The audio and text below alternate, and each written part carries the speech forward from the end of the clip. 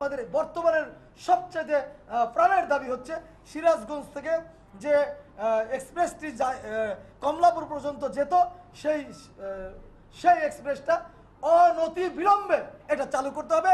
এটা বর্তমান তত্ত্বাবধায়ক সরকারের কাছে আমার প্রধান দাবি।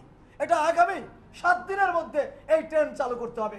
যদি সিরাজগঞ্জ থেকে কমলাপুরের এক্সপ্রেসটি চালু করার জন্য খুব বেগ পেতে হবে না, যে সমস্ত ব্যবস্থা নেওয়া প্রয়োজন সরকারকে আমি অনুরোধ করব এই ট্রেনটি চালুর ব্যাপারে সকল ব্যবস্থা যাতে আজকে থেকেই নেওয়া হয়।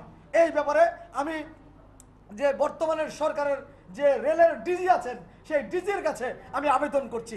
আপনারা তো একটি যমুনা সেতুর উপর দিয়ে একটি নতুন করে আরেকটি সেতু হয়েছে, সেই সেতুর মাধ্যমে যে আমাদের সিরাজগঞ্জের ট্রেনগুলি যাতে আমাদের এই বাজার স্টেশন দিয়ে আমরা ওই দিকে যাব না, আমরা শহরের মানুষ ওই সদানন্দপুরে যাব না, আমরা শহরের মানুষ বাজার স্টেশন থেকে বাহিরগোলা হয়ে পুরাতন বগুড়া দিয়ে পুরাতন বগুড়া রোড দিয়ে আমরা এই দিকে যাব।